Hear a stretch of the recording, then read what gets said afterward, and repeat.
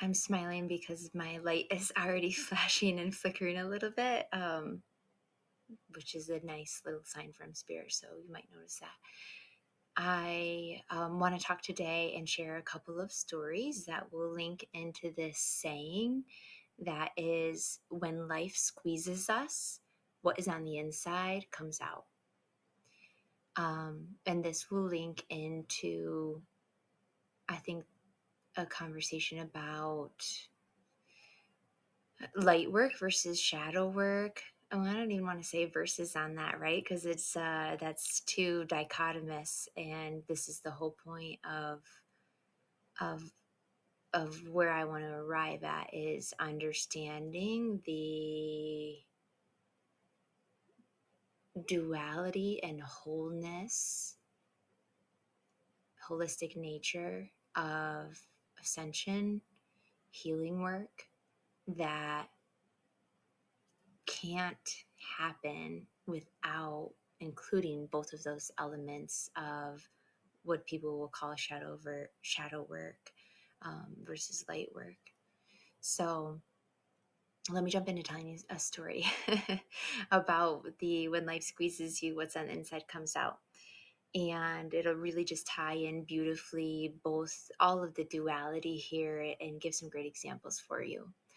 I had maybe like 2 to 3 years ago reached a point in my own healing journey and spiritual awakening, ascension process where I was doing that work. And I was noticing some anger, being a bit quick to temper, which did not feel like at all in alignment with who I deeply am.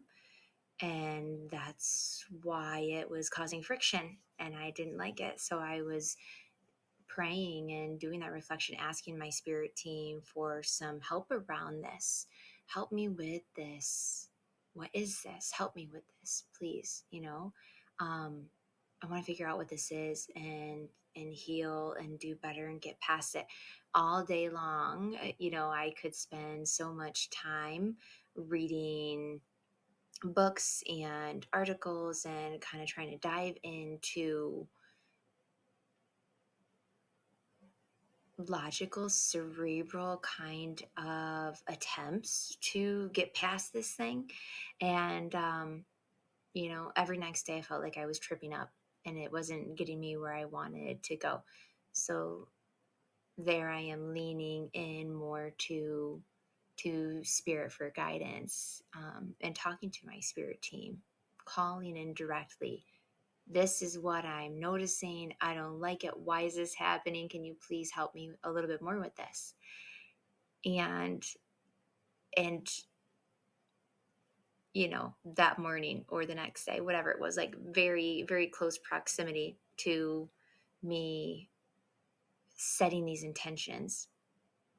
I had a cup of hot coffee in my hand and I'm driving to work, and this car, and I had a podcast going, like a nice spiritual kind of podcast going in the background. This car just pulls up to, perpendicular, and they have a stop sign, and the person didn't even look left at all and just pulled out, and it was very, very close to collision. And after they did that, I like, slammed on my horn, beep, beep, beep, and my hot drink spilled on me, um, and I felt a surge of that anger kind of rise up. Oh my goodness, I'm getting like this strong tingly sensation from my crown chakra down as I'm talking about this. So I feel I'm on point with what I'm supposed to be sharing right now. Um, okay, so I'm smiling right now, and you'll see why as I continue to tell the story. But I was upset, I was angry, and just as soon as that happened, right afterward, I was self-aware and thought, what a strange, actually, when you think about it, what a strange reaction to have. with a situation like that. What I mean is, I was fine. They were fine. It wasn't a malignant intention. And I would like, after that moment, to be able to go, whew, wow, that was close. Thank you, angels. Thank goodness we're both okay. Everything's fine. Instead of having that little bit too long of a lingering, like, let me tell this person what I think about this, right? Which is silly. So this this moment, this is all happening in like milliseconds. So this just happened. I just spilled this coffee on my hand. I'm like, what the heck? Why did I have that reaction? And then my podcast literally is saying, as I tune back into this moment, when life squeezes us, what's on the inside comes out. And so if you're driving to work one day and you have a hot cup of coffee and somebody cuts you off and you spill it on your lap and you have some anger and rage that comes out, I'm like, okay. Thanks, God. Good one. That's good. That's good stuff, right? To have that message be so direct. I'm like just sitting there. Where are the, what's that? Oh, candid camera. Like, where are the cameras here, capturing my reaction to this moment with how, I mean, it's, you can see, like, it still makes me smile. I get some good joy out of it. It was a good one. And I find that too often in my connection with spirit guides, with God energy, whatever that universe source that I am, the great I am, whatever that is that fits nice with how you like to think or conceptualize or label that, go with that, right? But when I am linked into conversations with that, what I feel is that God energy, that higher, uh, I'm trying to think of how to explain that, because at one point when I was earlier on into my spiritual awakening, I knew I was receiving communication and connection, and it came with a certain kind of feeling. Um, Here's how I want to say. This is a nice metaphor for this. The difference between, when you're learning to ride I'm thinking about my grandpa teaching me how to ride a lawnmower when I was a little girl, and there's two speeds on it, and that's it. Turtle and rabbit, right? um, so when I was first linking into spirit and realizing, like, I am speaking to this higher power, if you will, I had like one speed to identify. So it was blanketed. It was the higher power, and I had no recognition for the unique energy imprints of guardian angel versus archangel Michael versus this overall like God energy, and then my loved ones. And now I'm at a different place with that, where I can really identify a lot of, I can just feel like the unique difference. And maybe I'll have to do a video at some point to go into more detail about that, and answer some questions or give some guidance if you want to hear more about that. So all the point I'm trying to make here is, when I link into what I feel like is the overarching God energy, it's very often, it has that smooth, resounding kind of energy. And there is very much this like sweet and jovial banter that has humor in it. So I love that, because I think sometimes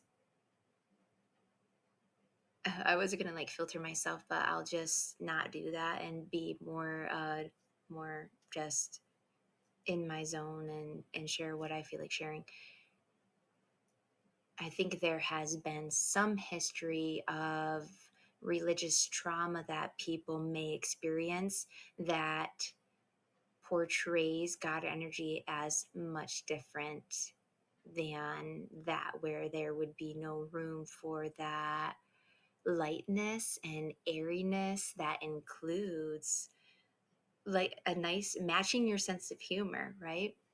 So, um, I literally out loud after I heard that and my jaw dropped, and I'm waiting for them to say, "Is Miranda Davenport listening here? Are you with us? We're speaking to you." Yes. I literally out loud said, like, "You got me. You got me. Good one." Um, so I'm going to take a brief pause here because I think my battery's getting low, and plug this in, and then I'll pick right back up where I started there. Okay. So, as I was just finishing talking about that kind of that like sweet, warm, also having the reverence with it and the sense of humor and the kind of banter back and forth, I did want to mention there's a book called Conversations with God. And if you're interested to, like, what do you mean, Miranda? What does that kind of look like? That book actually, when I was reading it, I was like, yes, that helped me to have what I'm talking about of like through my journey learning how to have the distinction in which energies I'm connecting with at the moment, because I got a lot of validation out of reading that that book. So I can't remember the name of the author off the top of my head right now, but I'll put that information on the description for you if you want to look into that. And it's also on Audible, so nice thing to be able to listen to when you're driving to work. Okay, so here I am um, with my spirit team saying like, yes, ma'am, we will help you with this, and we're gonna show you that these external things that are happening, because that's what I think is, yeah, I'm getting again that strong tingly sensation.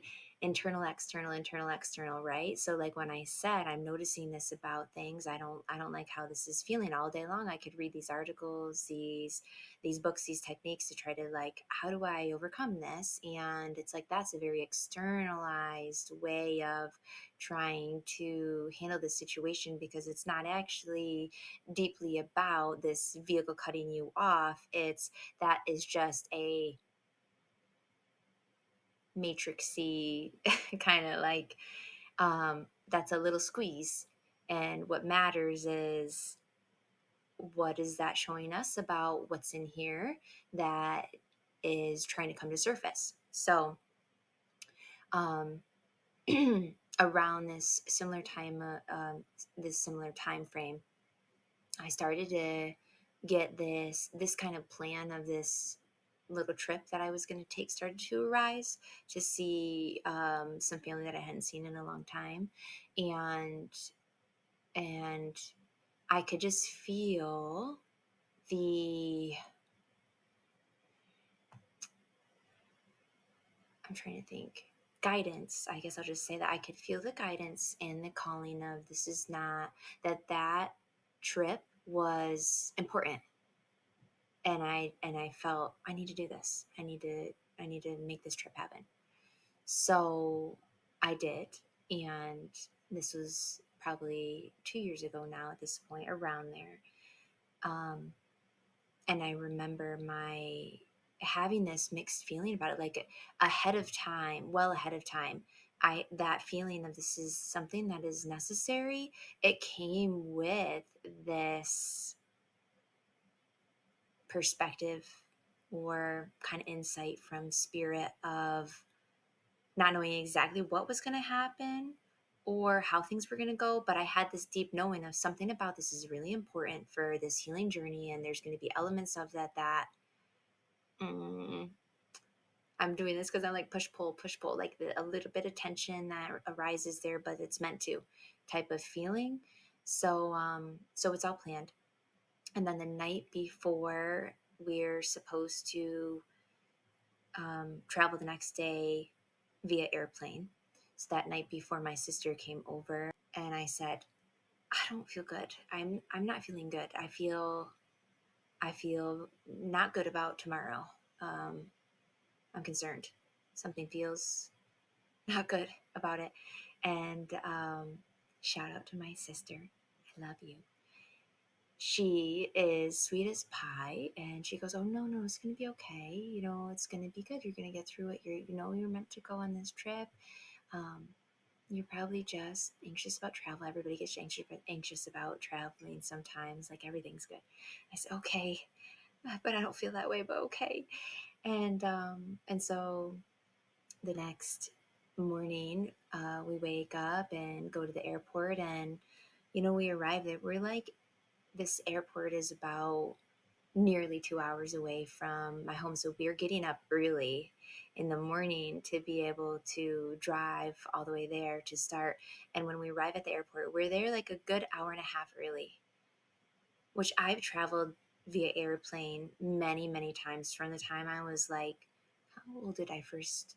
And now I think about it, I'm like, holy cow, because I was young and I would travel by myself to go down and see family. Probably when I was like 13, I was going through the airports um, by myself. Anyway, I've been traveling for a long time. That's the point I'm saying. And I've had many, many, many times where I've been like an hour early, or even sometimes cutting it closer to that. And I've never had a problem getting through. Um, so we're an hour and a half early, and I stop at the desk, and the person who is there to like receive us to check in says, "Oh, the gate just closed 2 minutes ago." Literally 2 minutes ago. You missed your flight. You cannot get through. I says, the plane is the plane is not supposed to take off until this time, right? Like we're an hour and a half early from takeoff time.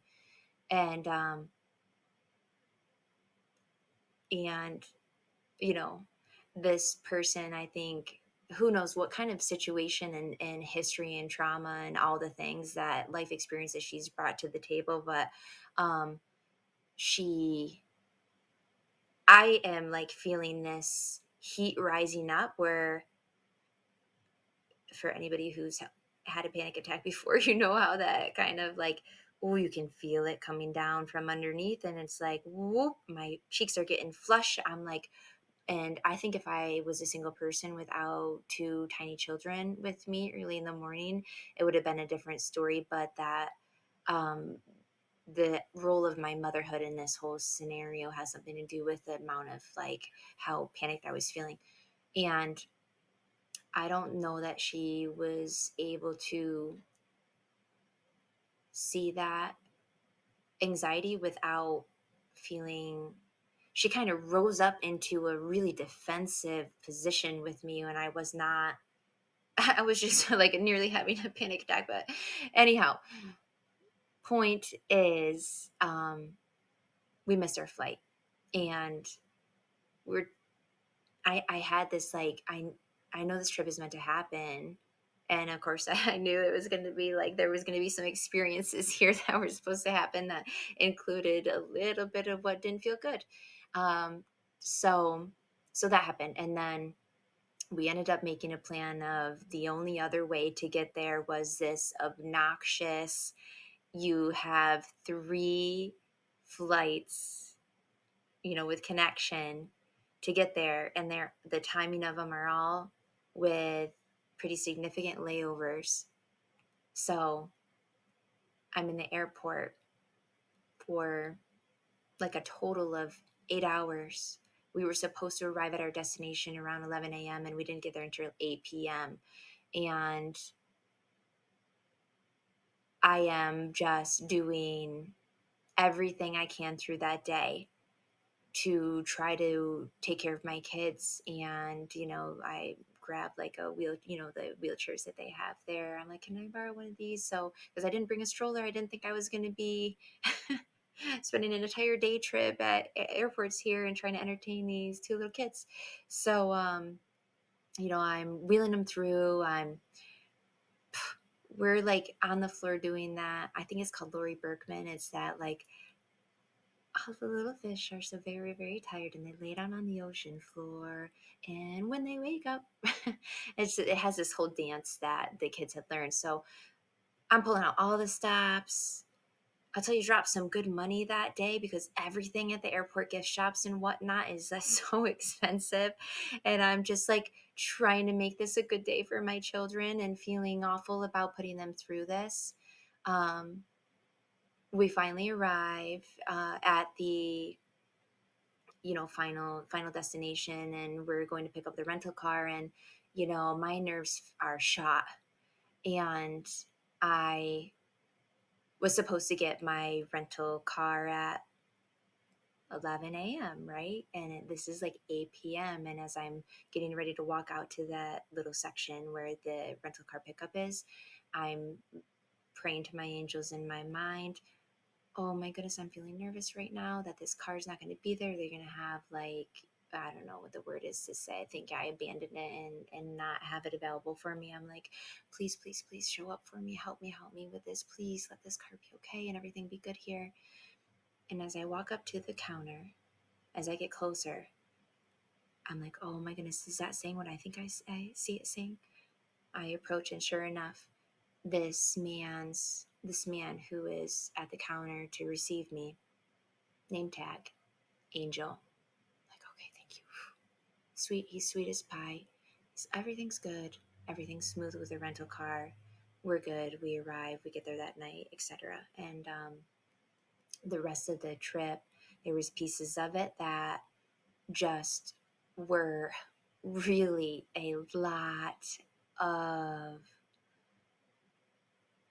emotions from childhood that just were, and mm, not only that, but I also, for most of that trip, it was me mothering my two small children who are like looking to me, depending on me, right? And I'm trying to make sure that they're having a beautiful vacation, and I've got all this going on. And how do I want to explain this other piece? I didn't feel like I had a real,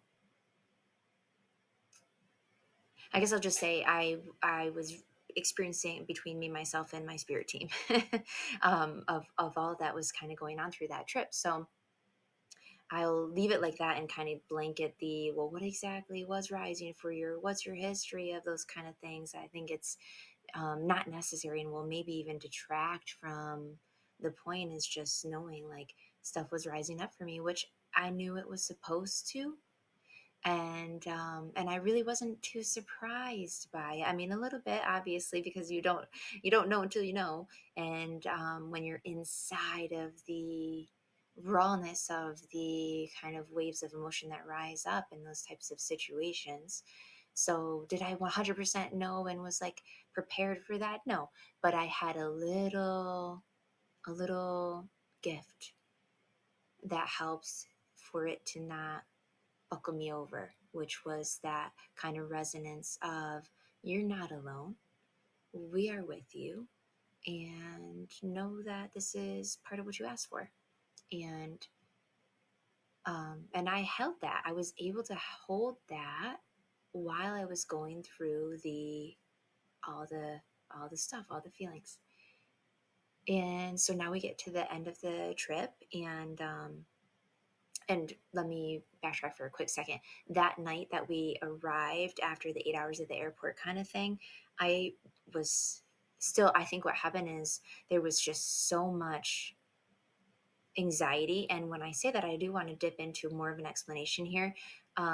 There's a way to view understanding that anxiety itself has a lot of physicality to it, and it is a like neurochemical physical reaction, chain link reaction that your body has. So there's so much somatic experiencing to that, with the heart palpitations, getting clammy hands, um, having all the energy kind of like go away from your digestive system and those kind of organs, and be moved to your muscles so that you get that muscle tension, that fidgety kind of feeling, that feeling of like stuck energy, almost like I fight or flight, right? I want to run or kind of freeze, and not knowing what to do with that energy can get really shaky like that. And then a lot of digestive issues there, because what's happening is your body is saying the emotion is usually like fear, or I mean, pretty much fear, but fear, worry, anger kind of things. Mostly fear and worry. That's the emotion. And then the anxiety is the reaction to the emotion. If it reaches a certain threshold, that triggers that cascade of um, neurotransmitter response, right? Adrenaline, norepinephrine, cortisol, and then you start having all those really physical responses. So I had that, like, nearly had that panic attack that morning when I first checked in, and she said, like, you missed your flight. And it didn't, I didn't fully have a panic attack, but I was like right on the brink of it. So that energy was still there all day long. And I was just keeping myself ahead of it slightly. And so when we got there that night, that kind of like rose up, and I was, up through the night not feeling well and kind of sick, and just feeling that anxiety like retching on my gut, and my head was saying like, oh my God, look what you did to your kids. Oh, you put them through this 8-hour day at this airport. Like, this was not the best decision. You should have just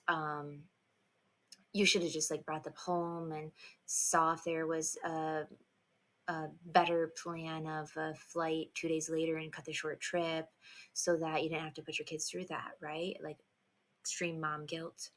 Um, so then we go through the rest of the trip, and it's the day we're driving back to the airport, and my son is sleeping in the back, and then my daughter, I say, we're going to be on time this time, and we're leaving this amount of time early to make sure that um, everything goes good. And she's just like, where are we going? We're on the way to the airport. Just a little conversation in the car. And she goes, I hope we miss our flight. Come again. And she was literally enough at the time where there were some times where she would mix up what she was saying and say the opposite of what she meant in that type of way. So at first I was like, oh, she just got that reversed. So I say, honey, you mean you hope we don't miss our flight? She goes, no, I hope we miss our flight. Ha! I said, you hope we miss our flight? She goes, yeah. I said, oh, why do you hope we miss our flight? So then we can play at the airport and get some more toys and have candy. Okay, right? So internal experience versus external experience. Here I am, sick to my stomach, thinking I've ruined my children and they're going to have this encoded traumatic experience from an 8-hour day at the airport. And a week later, she's saying, that was a really fun part of our vacation. I hope we miss our flight again today so we can do that. We didn't miss our flight. Thank goodness, because I did have a different perspective than her on that situation.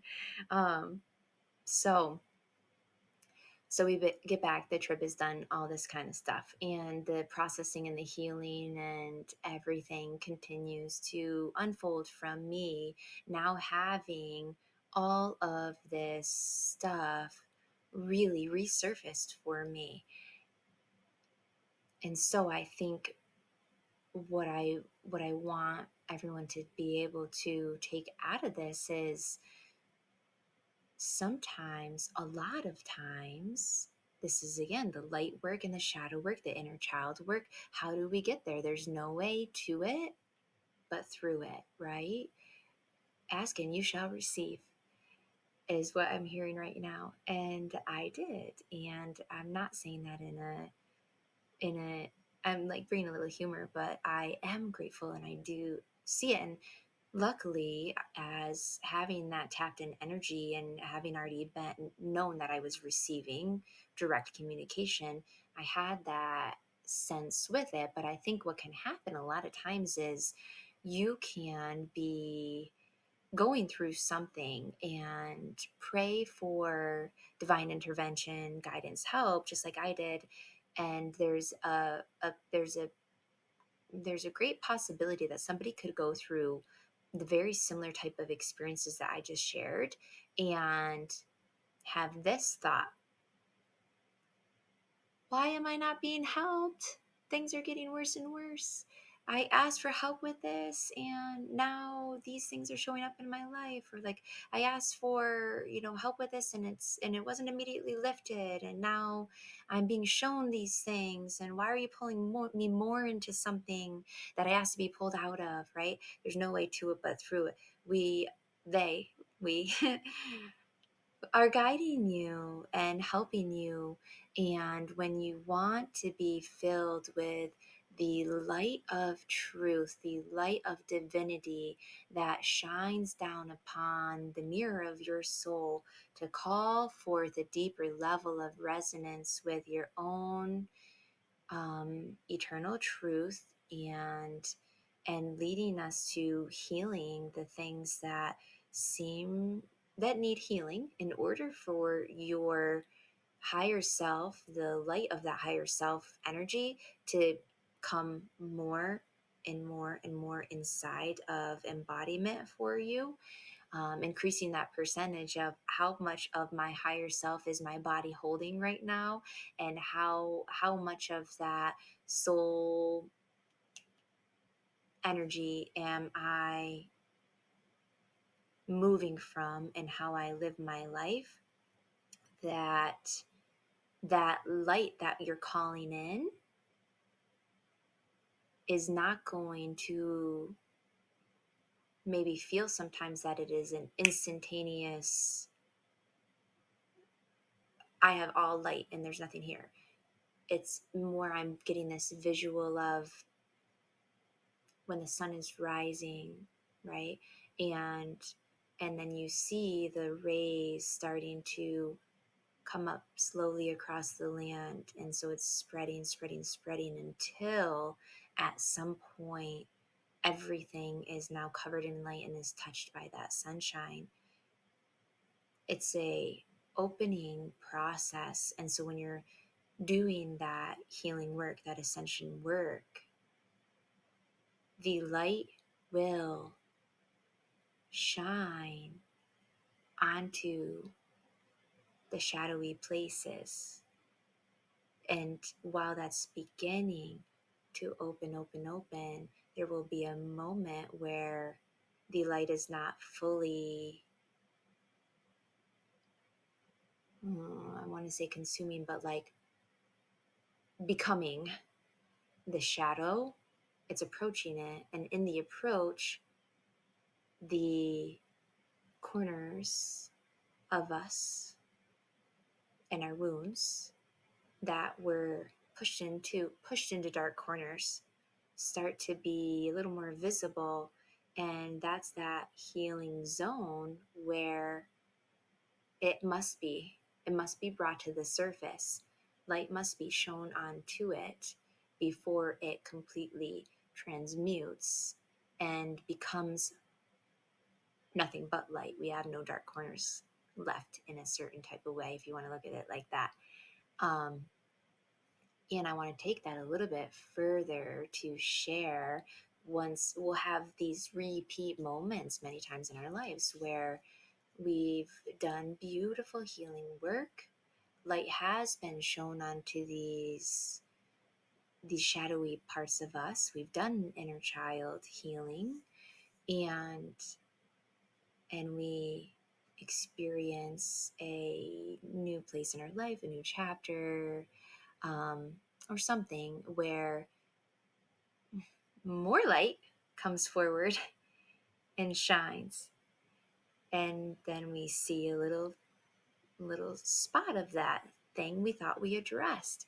And I've thought this myself, and I've had other people I've worked with say this too. When they're with me and that light is channeling through in our session, and I'm observing those moments where it's shining down just the way it needs to, people can have this reaction, this response, this thought of, ooh, man, I thought I thought I thought I did that. I thought I took care of that. I thought I healed from that. And it's in a little bit of a deflated or defeated type of way about that. Like, shucks, I thought I took care of that. And I say, you did beautiful work on this, right?